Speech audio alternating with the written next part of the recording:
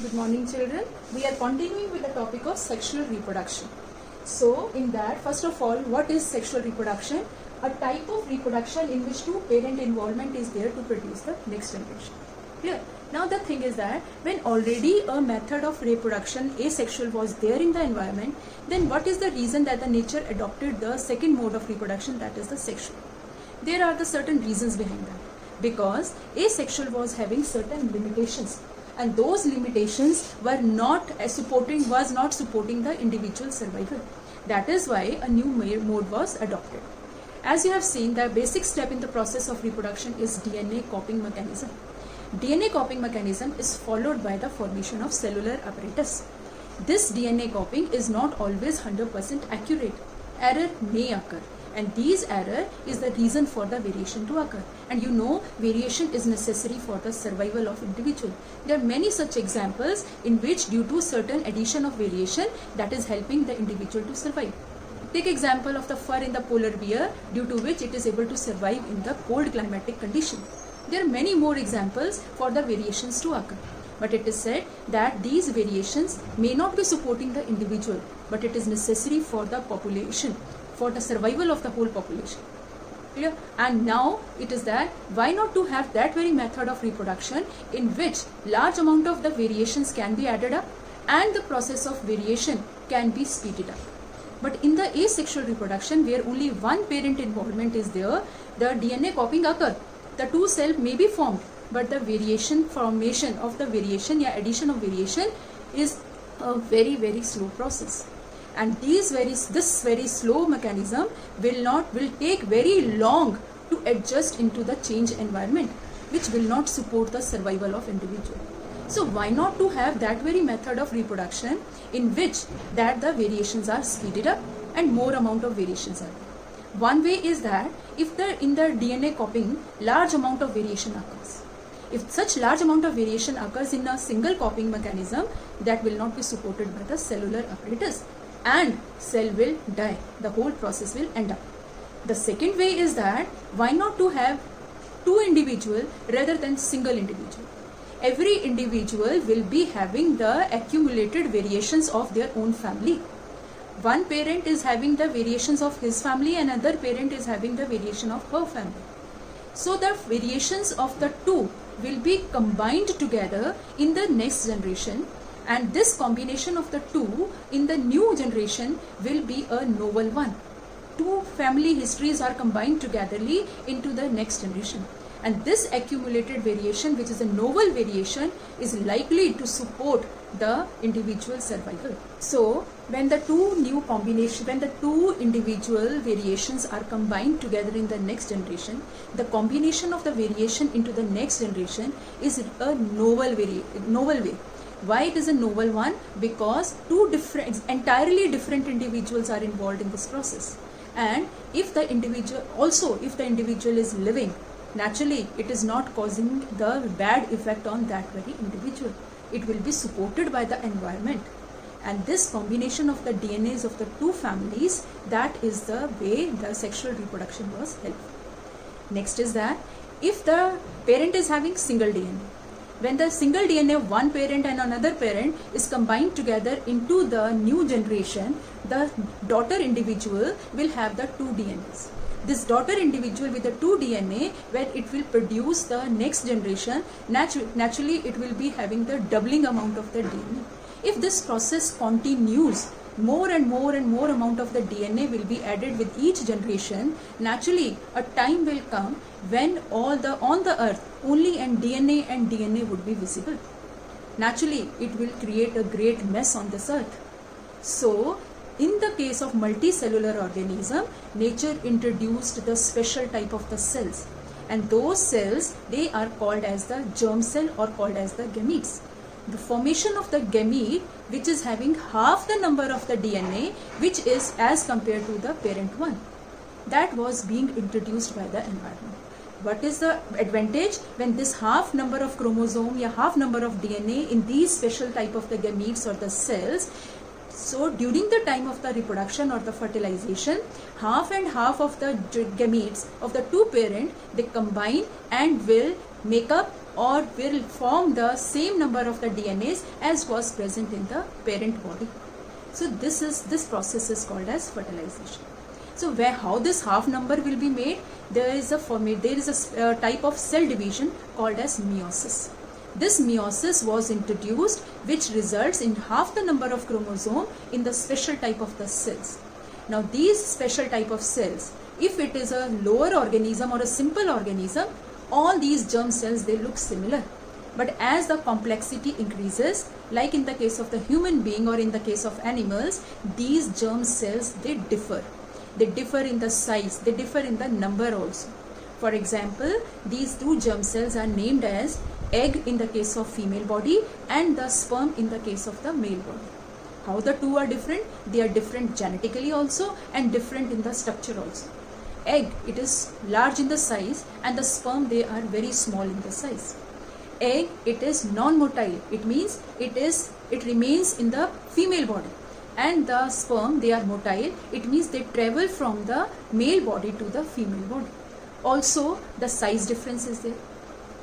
Right? Next, once the germ cell formation is there, your introduction of the gamete was there, your specialized cells are there, these special cells, they fuse together. It means there is an introduction of a new way, fusion of the gametes. And this process of fusion of gamete is called as the fertilization to result into the formation of the zygote. And zygote is the start of new generation. So this was regarding why the sexual mode of reproduction was introduced. What are the features of this process of the sexual reproduction? The features are very much. Number one, it is biparental.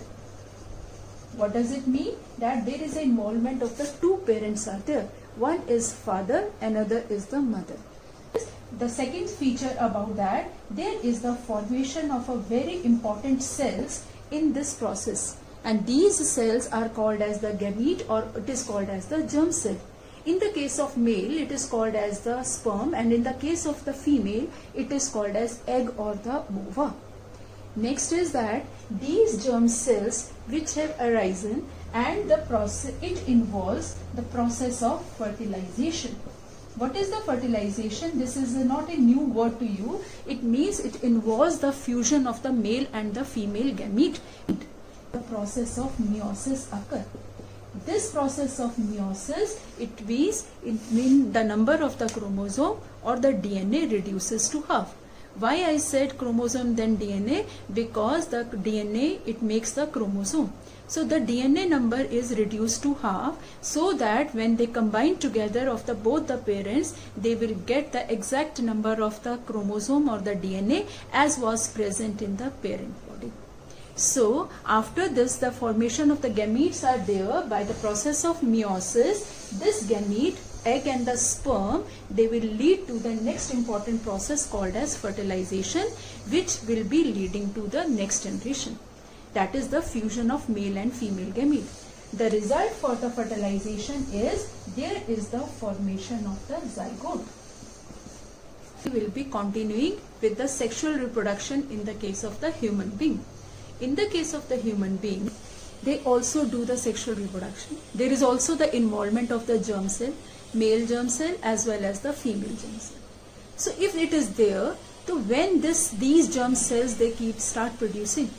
So it is said there are certain type of the changes which occur in the individual, and during those changes also there is a formation of germ cell.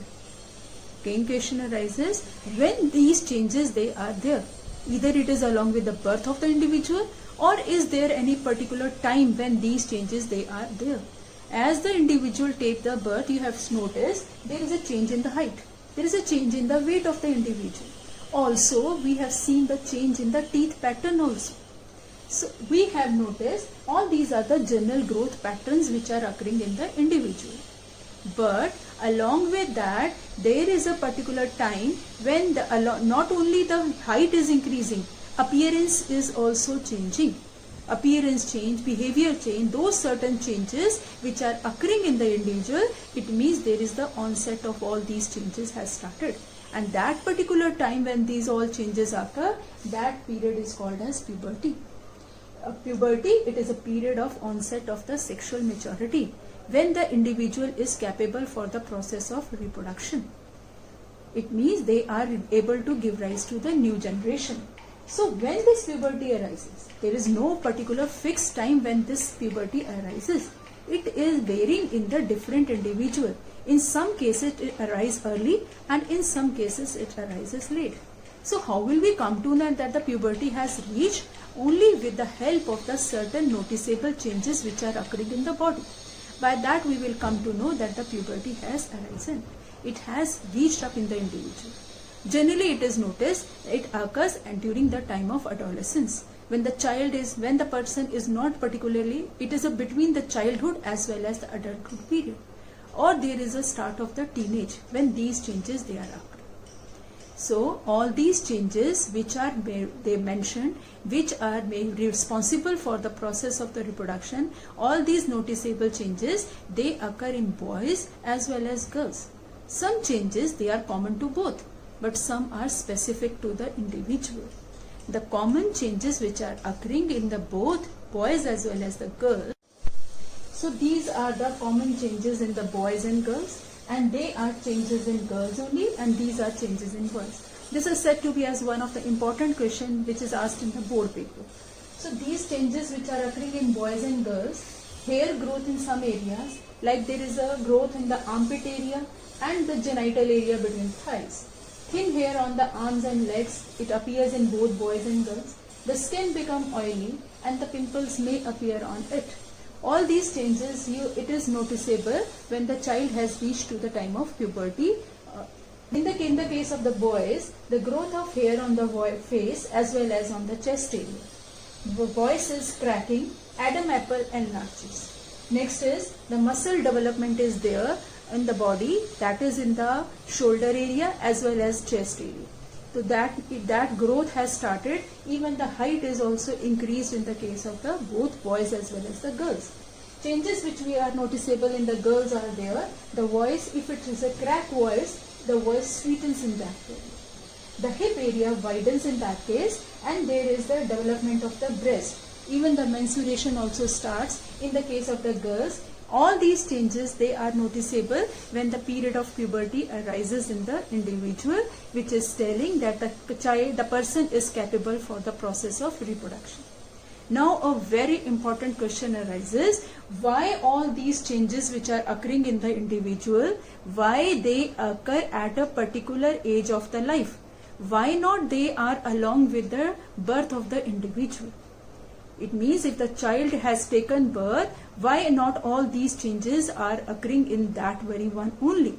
The reason is that during the process of the reproduction, a large amount of energy is spent. And this energy, if it is consumed in this process of reproduction, all those growth which are to be taken place in the individual, that is height increase, weight increase, which is helping proper development of the individual, all that will be suffered. First is that all the resources of our body, they are helping the individual to maintain a proper growth, proper size. Once that growth or the height or the weight is achieved, all organs have achieved their proper growth, then this process of reproduction is introduced. So that now when a proper height is achieved, when the proper development is achieved, now the individual can spend that energy or those resources for this process of reproduction. That is why they are not occurring at the birth of the individual. What is the need of all these changes, that is the facial hair and all that, which are occurring at the time of the puberty, why they are required for the process of the sexual reproduction? So these changes are helpful to make an individual identifiable that this is capable for the process of reproduction. Like growth of the hair on the face, it indicates that the person has attained the maturity.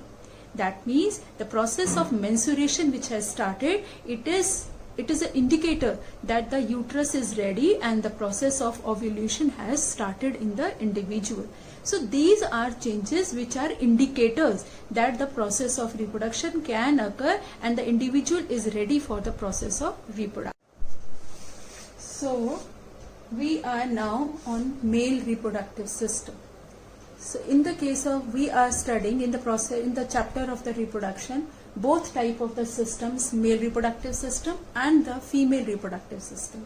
First we will start with male reproductive system, because it is a system which is made of many organs. These organs are pair of testis, epididymis, vas deferens, penis and urethra. All these they are present in the male reproductive system. Pair of testes, I will draw the diagram also. First of all, we will do about all the parts which are occurring in that. This question, all these answers, they are important in 1 mark question.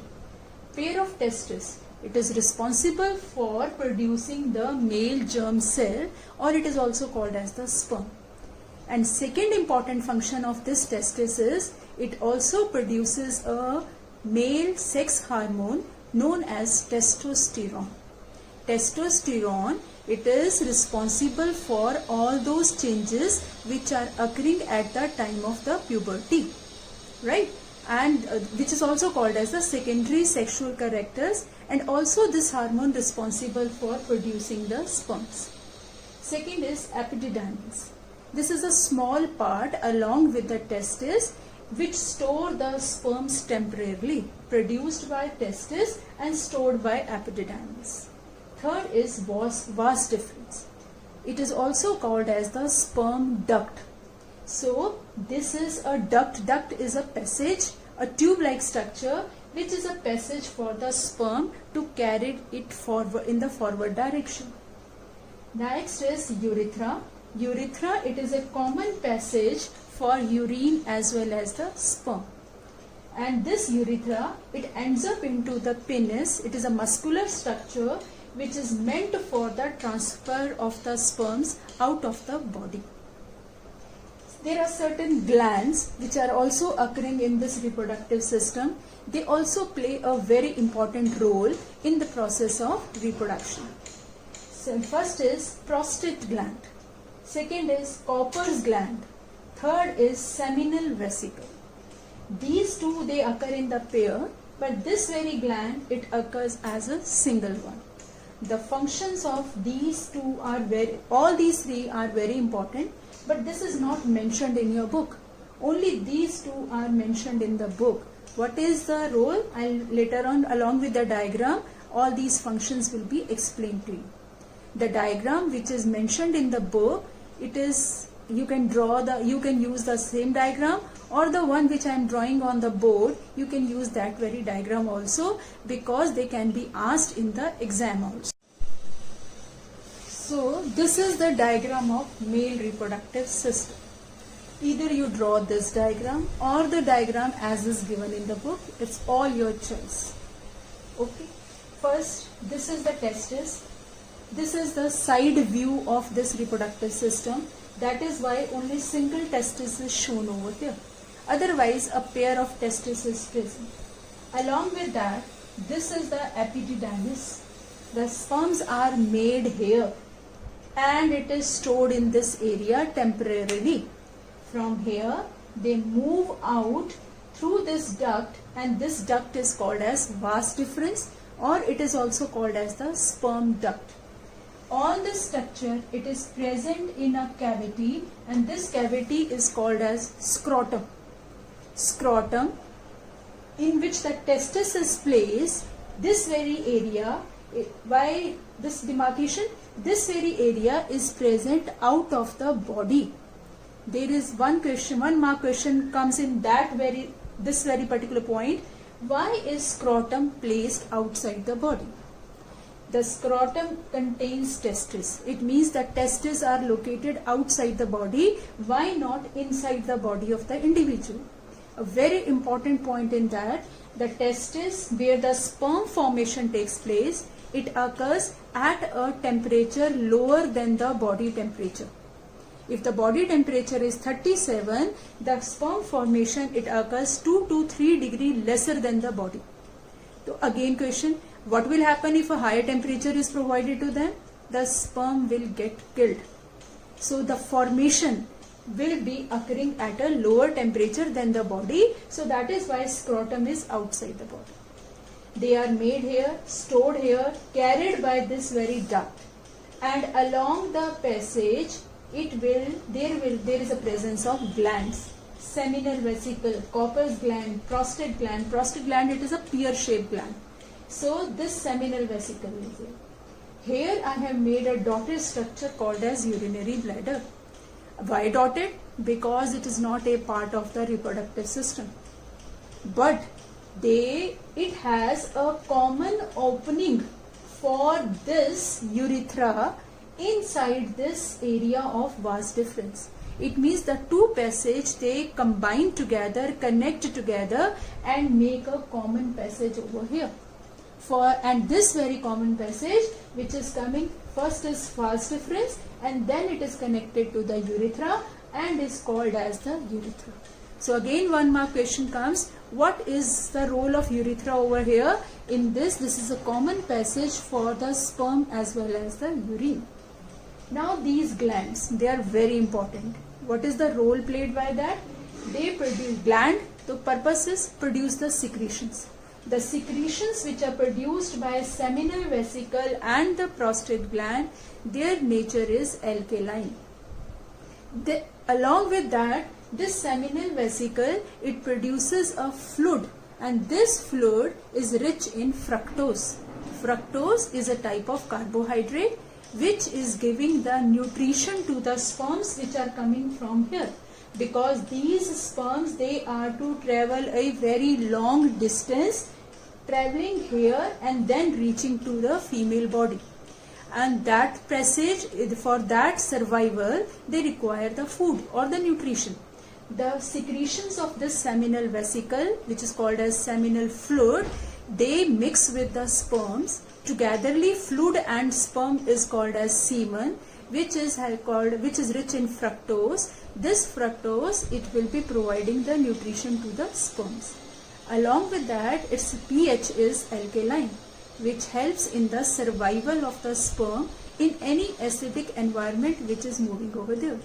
Third, its nature is fluid, so providing the passage or the medium for the floating of the sperms. Same is with the prostate gland. Again, its nature is alkaline and it also produces the secretion, help in mobility of the sperm and to prevent or protect against the acidic environment if the sperms are reaching to those areas.